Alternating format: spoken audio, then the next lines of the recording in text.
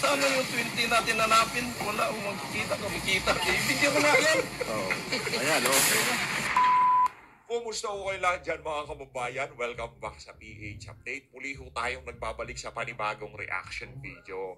Hindi ganito ho kasi yan mga kababayan. Pag yung mga ordinaryong Pilipino sa karsada, ganito na ho ang kanilang saloobin sa kasalukuyang administrasyon. Sa tingin ho natin, kailangan na ho sigurong makinig ng administrasyon ni Marcos Jr. sa hinaing ng ating mga kababayan. Ano yan? Korupsyon, illegal na droga, kriminalidad. Yan lang naman ho eh. Paulit-ulit lang naman ho ang panawagan ng mga ordinaryong Pilipino dito sa administrasyon na to. Sa mga nakapuna dyan, kung gusto nyo ho ng sombrero nitong si Atty. Vic Rodriguez at yung ibang mga kandidato natin, parating na ho yung ating mga campaign materials. Talagang ramdam na ho natin parang noong 2020. Kung gusto nyo ho nito, pipili ho tayo sa ating mga lucky subscribers. Papadala ko sa inyo ito, mga personal mga ibigay. Sa mga hindi pa ho nakasubscribe at gusto nyo nito, alam nyo na ho gagawin. Siyang like at subscribe, masaya na ho tayo dyan. Number 56 sa balota, Atty. Vic Rodriguez. Ayun na nga mga kababayan, dito sa video na to, naku, ito ho yung mga videong ayaw kumalat ng administrasyon. At dito sa video na to, pakakalatin ho natin yan. Talagang gagawin ho nating viral ito. Kaya naman i-share nyo ho ito. Ito yung mga video na talaga namang kung pwede lang i-block ng administrasyon at hindi makita ng sambayan ng Pilipino, gagawin ho nila yan. Pero hindi ho nila magagawa yan dahil marami sa ating mga kababayan ay talagang parehas na ng pananaw dito sa administrasyon na to. Sinisingil na ho ng mga ordinaryong Pilipino yung mga ipinangako nitong si Marcos Jr. nung nagdaang eleksyon. Ayun, baka Duterte yan, baka Pastor Apollo Kibuloy yan, palakpakan, ako talaga naman. Pagka nakumpleto na ho yan, puro po tayo dito, yung mga kandidato natin, kung anong pagsuporta ang ginagawa ni PA sa ating mga kandidato. Sana ganun nyo rin naman ho siyang ikampanya yung ating mga kandidato. Nandyan lang ho sila sa gilid, paikot-ikot, 34, yung si Atty. Lambino. Sisegway ko ho kasi yung mga pinapanood natin dito ay yung mga kalukuhan na nangyayari sa ating bansa. Yan ho ang naging resulta ng maling pagpili natin ng leader sa mga nakalipas na panahon. Ngayon, bakit ho natin talaga tinutulak itong mga kandidato na to? Kasi tayo ay naniniwala, pagka itong mga naluklok sa Senado, kahit papaano, maiibsan ho ang korupsyon, kawalang pakialam ng pamahalaan sa mga mahihirap, kriminalidad, illegal na droga, kahit papaano magkakaboses tayo. Pagka itong mga to, nanalo, Pastor Apollo Kibuloy, Atty. Vic Rodriguez, pagka sila nanalo, talaga namang sigurado tayo, magiging boses yan ng sambayan ng Pilipinas sa Senado. Rekta ho tayo dito kay Manong, dito kay Sir, matindi ho ito. Ano ito kumbaga, kalye survey ito. Antigas, kaya kung gusto nyo ho nito, ano pang hinihintay nyo? Subscribe button. Game. Sa may election 2025, sir, kayo na po ang susuportahan yung team? Team Duterte, Team Marcos po? Ako po, Team Duterte. Bakit po Team Duterte? Team Duterte, mayroong pagbabago. Itong Team Marcos, walang paninindigan, walang prinsipyo, maski mali, tinatama. Hindi pwede. Hindi pwede. Yari kayo dito. Ito yung mga video na ayaw ipalabas ng administrasyon. At dito sa PH Update, makikita nyo ho ang lahat ng mga video na yan. Kaya ano pa hong inihintay nyo? Mabubuksan ho ang maraming kamalayan at mga mata ng ating mga kababayan dito sa video na to. Marami hong matatauhan sa ating mga kababayan pagka napanood nila ito. Pagka nagsalita yung mga vlogger, may bias na kasi kami. Ito nga, nakasuot ako ng Duterte dito, naka-Atty. Vic Rodriguez ako dito. Yan ho, walang mga kulay at walang mga apelidong bias yung mga yan. Kumbaga, kung yung mga ordinaryong Pilipino, ang pakialam lang nila kung ano ang mapapala nila dito sa mga kandidato na to. Kung ano ang maidudulot na kabutihan sa kanilang pang-araw-araw na kabuhayan. Wala akong pakialam yun sa apelido, Duterte, Marcos, wala ho. Ang gusto niya, kaya nga binoto si Marcos, di ba? Continuity. Yun ang gustong mangyari ng mga Pilipino. Pero ano hong ginawa ng administrasyon na to? Lahat ho ng pinangako nila nung nagdaang eleksyon, wala ho, tinapon ho nila sa basura. At lahat ng pinangako nila kung ano yung kabaliktaran, yun hong ginawa nito mga walang yang to. Kaya mag-ingat ho tayo. Mag-ingat po tayo sa pagpili ng mga senador. Lalong-lalo na kung yaan nanggaling sa alyansa ng mga mambubudol, wala ho kayong aasahan yan. Sigurado, bubudulin lang ho kayo ng mga yan. Hindi pwede. Comment ko, lahat ng mga Pinoy kailangan matalino. Huwag magbobo. Kaya kung bobo, iboto nila si Marcos. Pero kung matalino sila, iboto nila si Duterte, may pagbabago. Sir, paboro ba kayo na tanggalin sa pwesto, impeach ang ating Vice President? Hindi. Bakit po? Walang kasalanan si Duterte, Tapos ang background nitong si Sir, 60 pesos na bigas, 58 pesos na. Yung tipong, yung background pa lang nag-aano na kumbaga, siya na ang, kumbaga, nagbabalita na talagang palpak tong administrasyon na to. Background pa lang ho, tingnan nyo naman yung bigas. Live yan, kumbaga, nagsasalita na itong si Sir, kaugnay sa mga kalokohan ng administrasyon, sa mga kapalpakan nila. Tapos ang magiging ebidensya pa, yung background niya. Asan na yung pinangakong 20 pesos na bigas? Magkakalahati na ho ang termino nitong si Bangag, 60 at 58 pa rin ho ang presyo ng bigas. Di ba? Kahit doon pa lang ho Kahit doon pa lang ho sa isang pangako na yon, sigurado dapat wag na hunin yung iboto kasi yung iba diyan baka kinukonsidero pa itong si Soto isasali ko. Kasi sikat yan itong si Tulfo isasali ko. Kasi ano yan, mga Tulfo yan 'Di ba? Isumbong mo kay Tulfo, 'di ba? Ganun ho sila, yung Tulfo may action ganon. Wag ho mga kababayan, ni isa sa mga kandidato na yan. Nandiyan si Attorney Richard Mata. Nandiyan sino pa ba? Yang si Norberto Gonzales. O kung sino mang kandidato yan na nafe-feel nyo, pero huwag dyan sa alyansa. Pagka-alyansa, automatic, wala na ho yan. Yari tayo dyan, ika nga. Wala ko kayong aasahan, walang paninindigan yung mga kandidato si niya. Juan, Inday Sara, bakit? Apo. Lahat ng mga kasalanan bininta nila, fabricated, gawa ni Lisa, gawa ni Romualdez, Tabaloslos, gawa ni Marcos. Si Marcos, walang paninindigan, walang prinsipyo, sunod-sunod. Feeling ko, subscriber ko to si Sir. Feeling ko, subscriber ko yan. Sir, gusto niyo ba sombrero? Ganito. Turan, kanino siya sumunod? Kay Lisa, kay Tambaloslos, Sir, sa magtatatlong taon na po si Marcos Jr. Sir, anong grado mabibigay mo sa kanya? 1 to 10, sir, 10 yung pinakamataas. Dito ko sa 5. Alam mo bakit? Okay sana siya. Pero wala siyang prinsipyo, wala siyang leadership. Nadidiktahan.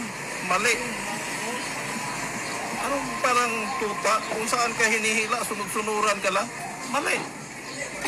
Yun bang mamamahala ng bansa? Mali talaga. Sir, may nakakatanggap po ba tayo ng mga ayuda galing sa gobyerno katulad ng AKAP, TUPAD, AIX? Yan ay mabuti. Apo. Pero alam mo bakit ang disadvantage yan?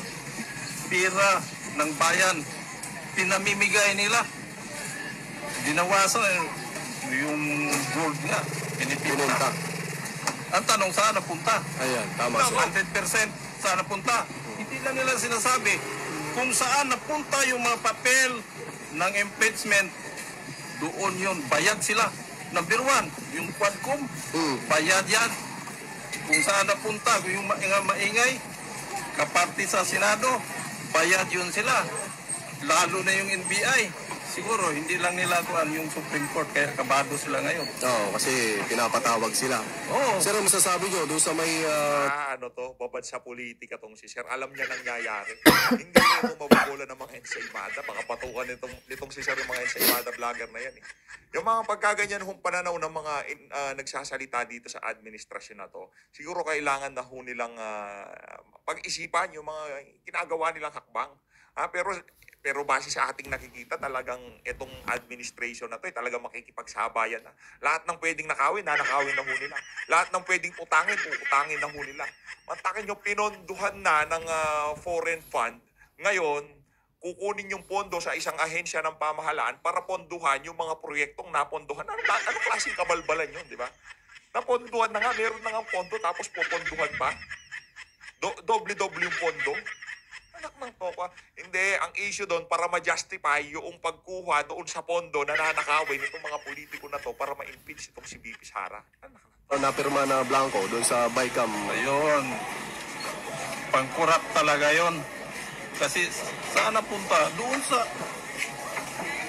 gusto lang nakawin ng pera. Yun na lang mali doon eh.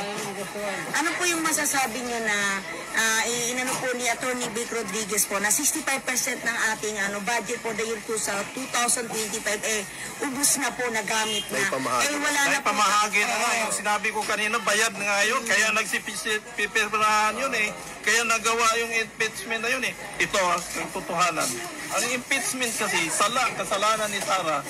Di ba sinabi na ni Sara, yung sinabi nila, how come nga nawaldas yung pera within 11 days? Totoo yun kasi ginipit nila. 21 na ng December nila binigay. Opo. Para maliquidate ng attorney niya, ginawa ng paraan para hindi masakay for the following year. Kasi makarga ng following year kung paabutin pa nila ng sunod nga taon, di ba? Tama, sir. So, liquidate agad. Pero nung pagbigay ng pera, naka-envelope, may kaakibat na filing sa case. Di ba? Tama yun? Sinabi ni Sara yun eh. Tama, sir. So, ibig sabihin, hindi talaga kasalanan ni Sara. Natural, i-liquidate niya. Kaya kaagad niya, bayaran niya yung may 2 general yun kasi pangbayad sa kuan yun eh, mga escort niya. Sir, anong panawagan niyo po doon sa ginagawang hearing ng mga quadcom na yan, sir? Jesus. Ito masabi ko dyan. Itong si Romualdez, itong si Lisa Aranita Marcos, itong si Marcos. Mali. Alam mo bakit? Lahat ng mga tao na yun, mga leftist yun eh. Ipapayag ba ang taong bayan nga? Mismo yung mga leftist nga pinukulong noong unang administration, pinaghuhuli yun. Ngayon, binigyan ng katungkulan sa government. Sila ngayon naglilitis. Di ba mali? Mali, sir. How come yung mga NPA magiging judge? Sir, kamusta naman yung mga presyo ng pangunahing bilihin? Ramdam ba natin? Mataas ba? Mababa? Talaga. Yung sinasabing 20, wala mang nangyari. Sana yung 20 natin hanapin? Wala, magkikita, kumikita. I-video ko na yan. Oo. Ayan, oh.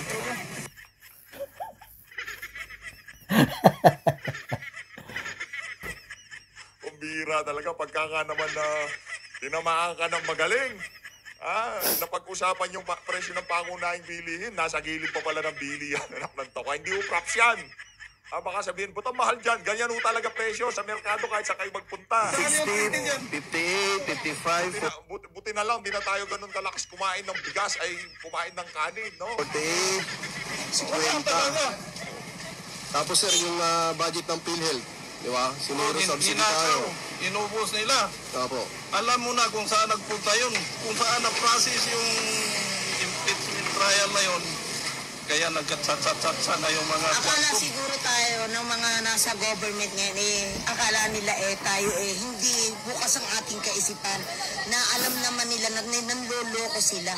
Di ba, sir? No? Naloko talaga. Sir, anong masasabi niyo kay Rapi Tulfo sa Senado? Medyo 50-50 ako doon. 50-50 Pero the doon. fact nga saan siya linya, yun, maling-mali. Kasi, Marami po sa mga kababayan natin Pilipino nagtatanong, napakatahimik niya ngayon. Di ba? Ng mga alam mo sa pinanood ko sa YouTube, Apo. nakakahiya sila. Sinusuka sila. Sir, bakit ko nasabi yun? Nangangampanya sila pero yung mga tao ang sinisigaw, Duterte, di ba nakakahiya sa kanila? Sir, ngayon po ay tumatakbo po ito si Erwin Tulfo, pagka-senador. Iboboto niyo po ba ito si Erwin Tulfo, sir? Ako, puputo mo, Di. sir. Alam mo bakit? Hindi dapat ibuto yung ka-line up ni Marcos. Yung! Yan o ang dahilan kung bakit nila pinipigilan ang paglabas ng video na to. Hindi ko talaga kung maaari lang kasi marami hong pagka kasi anchor, reporter, media man ang nagsasalita dyan, vlogger parang may bias na kagad pero pagka nagsasalita dyan, ano na talaga, yung ordinaryong Pilipino na, ibang usapan na ho yan, ika nga. Ibang usapan na pagka yung nakasalubong mo sa karsada, tapos ganito ang kanya saloobin sa mga nangyayari sa ating bansa. Kailangan mo ng medyo siya sa atin kung ano mga pinaggagawa mo sa buhay. Pagbutuhan kasi sa Senate, ma-impeach ka agad si Sara. Tama po yun. Hindi na pagkatakbo ng presidente. Which will you prepare? Yung lulukuhin yung mga tao o mayroong pagbabago? Yun ang importante nun. Yung may pagbabago. Sa Alam ng tao sa tingin niyo, sir, mas malala yung korupsyon ngayon kaysa sa panahon ni Duterte. na malala talaga. Sarap-harapan yung nakawan. Kaya nga, kumilos na yung Crime Watch, di ba? Citizen Crime Watch. Si Citizen Crime Topacio. Watch. Topacio. Kumilos na ngayon sila ni Attorney Vic para pasakaan ng kaso sa kay Topacio sa yon sa Sigang Bayan. Ito naman si Rodriguez doon sa Supreme Court. Dapat lang. Sir, ngayon pong darating na 2025 election, anong panawagan mo sa mga kababayan nating Pilipino? Dapat talaga, ulitin ko yung sinasabi ko, maging matalino. Kaya kung sabi ni ka doon, Bobo. hindi kami bobo. Kung magpakabobo kayo, ibuto ninyo line up ni Marcos. Pagka maliging loko, maraming korupsyon, loko ng Pilipinas. Mismo yung mga NPA nagiging judge sa Quadcom. Sir, isa na lang. Ano po ang panawagan mo kay Bongbong Marcos na presidente natin ngayon? Ang masabi ko lang kay Bongbong, lalaban siya ng patas. Yung patas, kasi linamanga na nila sa Sara nung una, kung tutusin lang, parang nadala lang yung pangalan niya dahil sa malakas si Sara, pinagbigyan sila. Pero actually, nandiyan na yan. Ang masabi ko lang sa mga taong bayan, at least wise, hindi magiging bobo. Kasi kung iboto si ka-line up ni Marcos ng mga Senate, magiging bobo yung Kapinoyan. At least, matalino sila na hindi magiging bobo. Yun ang panawagan ko.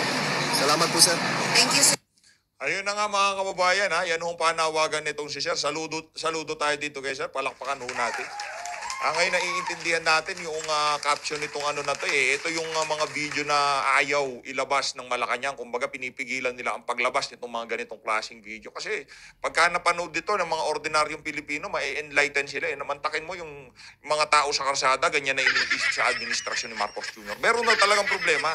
At yung mga ganyang klaseng litanya, hindi ho yan basta-basta mapapagtakpan ng mga ayuda na pinamimigay nila. Ngayon naman mga kababayan, rekta ho tayo. Naku, nakita na naman ho itong si Palangga. Meron na naman hong isisiwalat itong si Binibining Maharlika. Eto, panoorin natin to. Nahin. So, unahin natin siguro ang embalsamadong Bakit? si Liza Tanas. Bakit ka mo? Let's talk about Troll Army. Okay? Alright. Troll Army. Ang sabi ng... okay, ito. Alright. Ang sabi ni Castro, okay, kapatid yata ni ni kapatid o kamag-anak nitong Castro na makakaliwa. Right? So, ito ay dapat daw panagutin natin. Nasaan itong ni-ready natin dito kanina? Okay, sulat ko lang dito mga kababayan. Paki-share muna natin ang ating live. At mag-follow na rin kayo, mag-subscribe sa Maharlika Network YouTube channel. Yan ang isa pa nating channel na dapat ninyong puntahan dahil magiging kontrobersya ang ating mga pasabog doon. Okay. So, unahin natin yung Troll Army. Okay, mga palangga?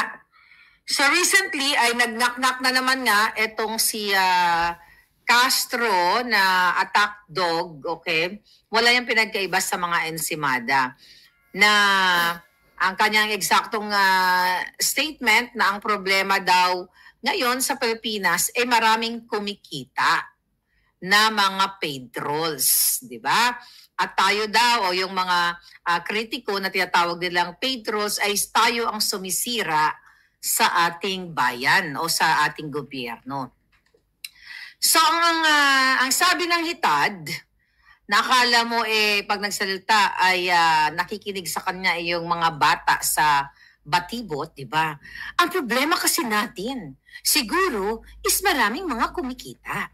Okay sa paglalahad ng fake Ay, news nako. para maibagsak natin. Sabi niya, para maipabagsak ang sino mang tao. Hindi na ito matatawag na freedom of expression. Kasi troll na sila.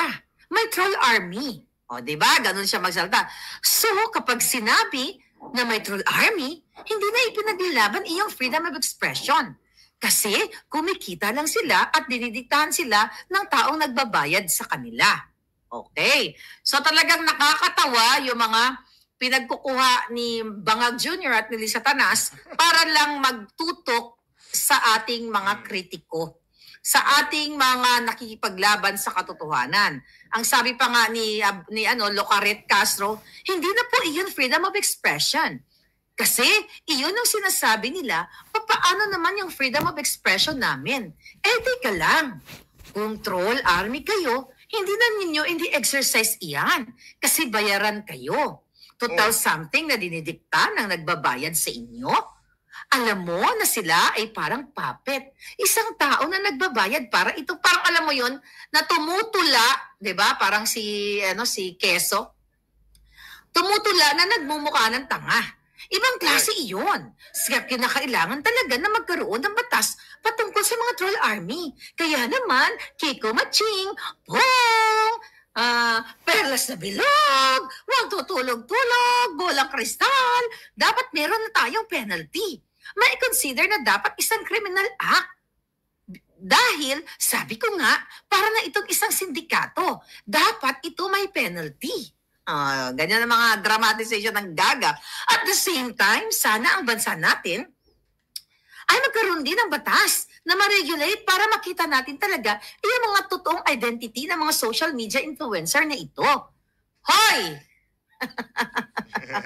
Hoy, Bilat! Diba? Parang kang tanga. Ayan. Ngayon, eto lang yan, mga palangga.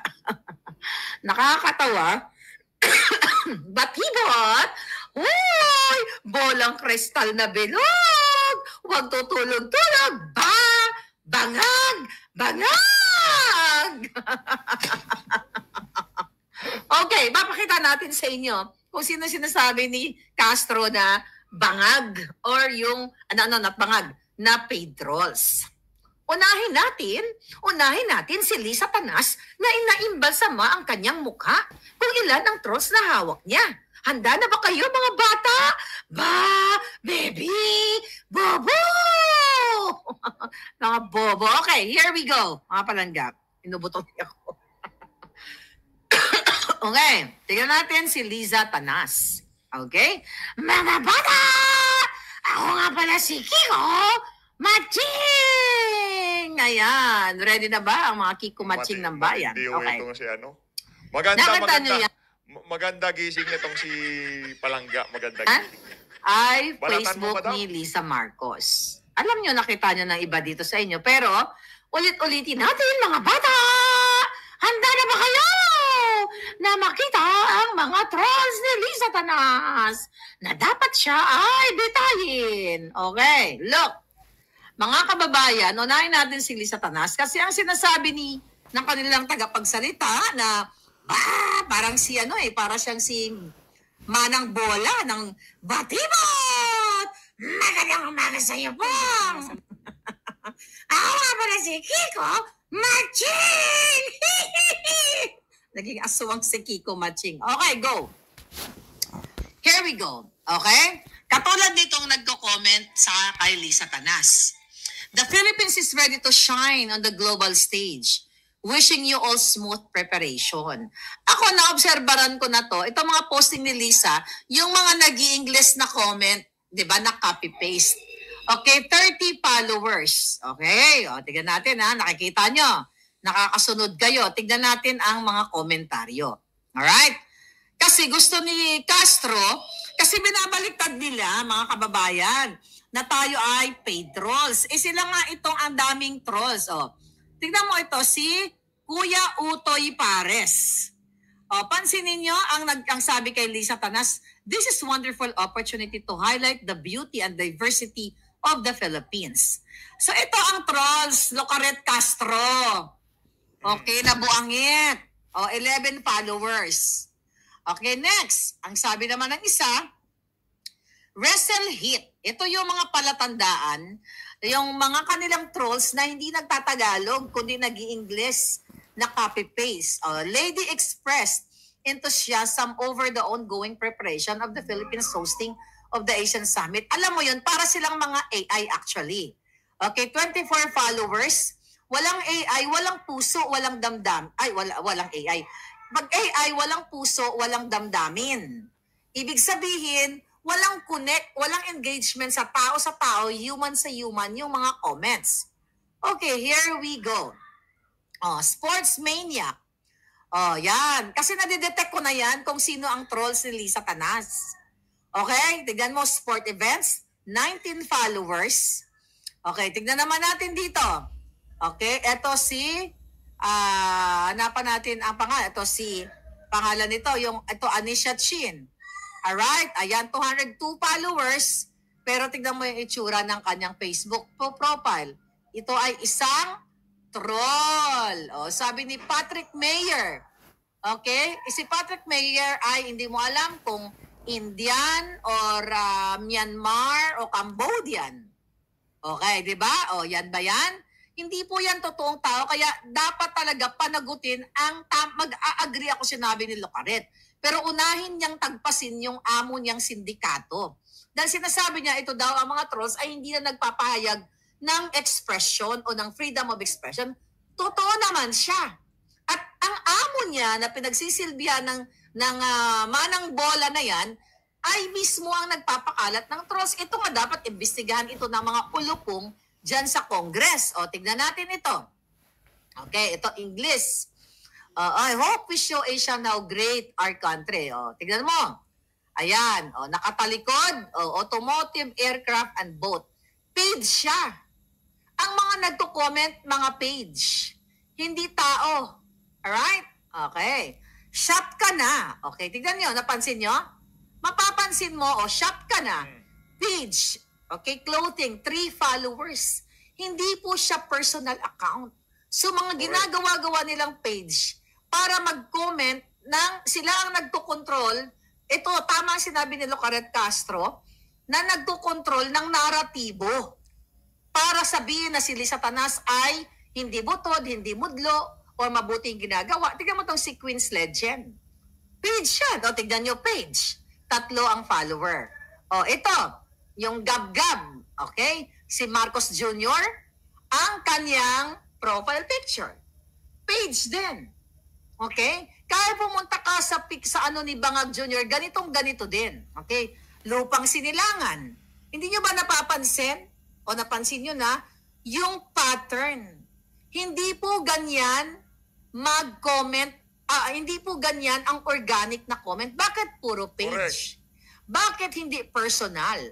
Eto, tignan mo, Trip Shop. Page din. O punta tayo sa mga random Facebook. Puntahan natin. Ayan, kasi alam nyo na yan eh. So, puntahan natin ang Facebook ko. Okay? Puntahan natin si Boljakan. Okay? Tignan natin, 162. Dapat milyon-milyon na yung followers natin. Pero syempre, ayan, naka-live si Palangga. So, tignan natin, ayan, yan, may mga comment kayo, si Giovanni, nakikita ko. Wag na yung live na yan. Dito tayo sa luma. Dito sa vlog ko na nakaraan. Okay? Wag yan mga reels na yan. Ayan, wag yan. So, yung video natin kahapon ba yun? Nag-video tayo. Gusto niyo yung pagmumukha ni Lisa Tanas? Okay, tignan natin. Ito. Katulad nito, 572 comments.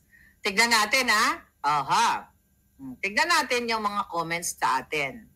Okay, tignan natin to si Rolf. Ito, English. Diba? Yan ba ay page? Hindi. Si Rolf G. Tanyola ay personal account. Okay, personal account siya. Si Carlito, personal account. Ibig sabihin, tao sila.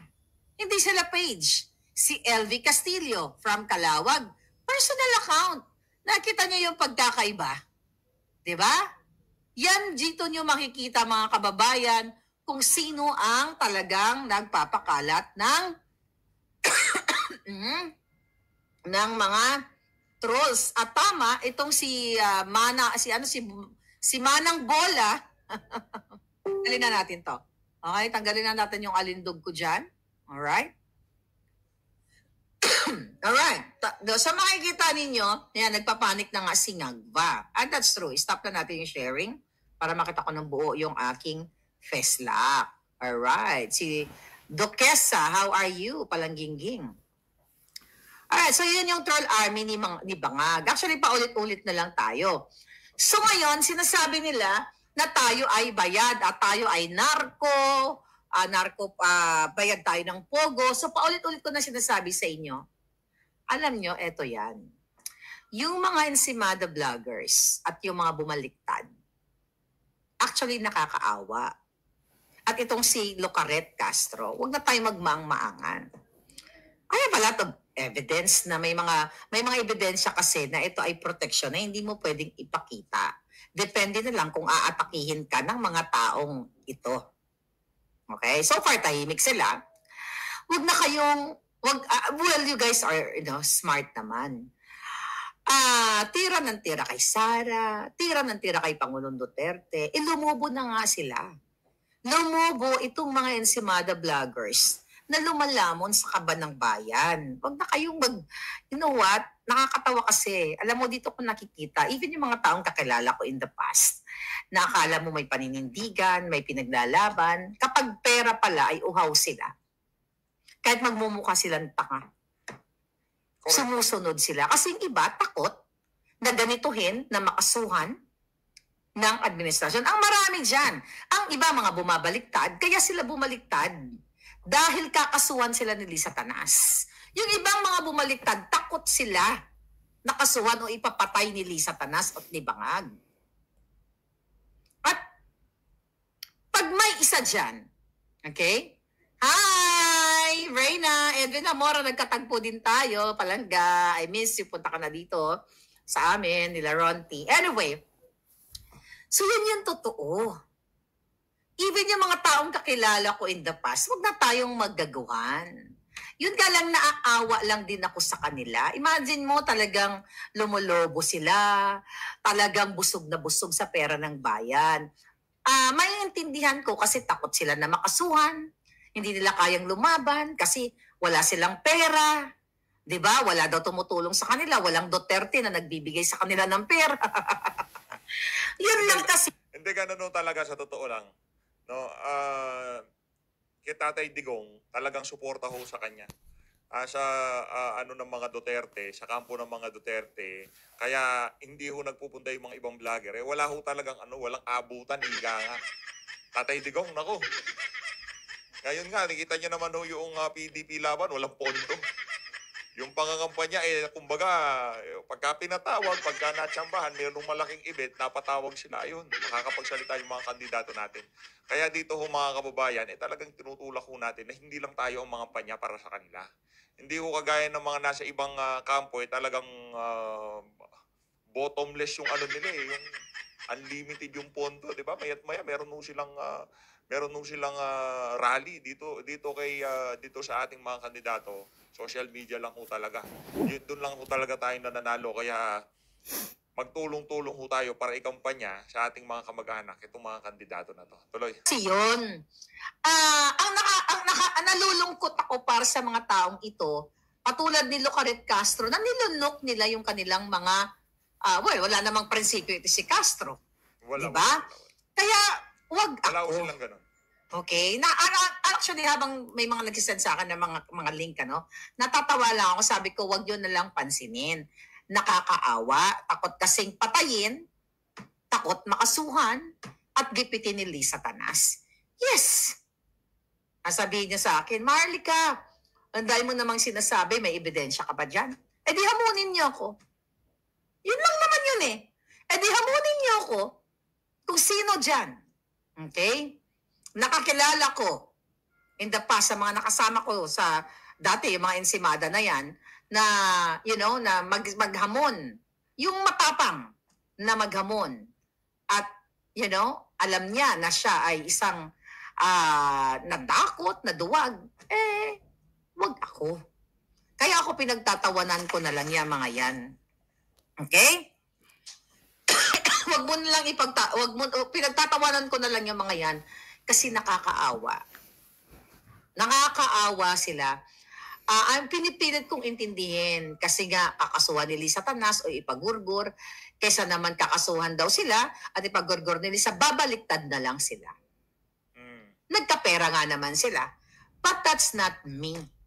Ako, I have 4 cases, 1 dismissed, 3 I'm still battling sa mga buwaka ng ina kasi meron tayong prinsipyo. And now look at EB, Elmer Hugalbot or Jugalbot and di ba? At si June Abines. Tama yun, 37 vloggers. Si Edwin Namora kasali dyan.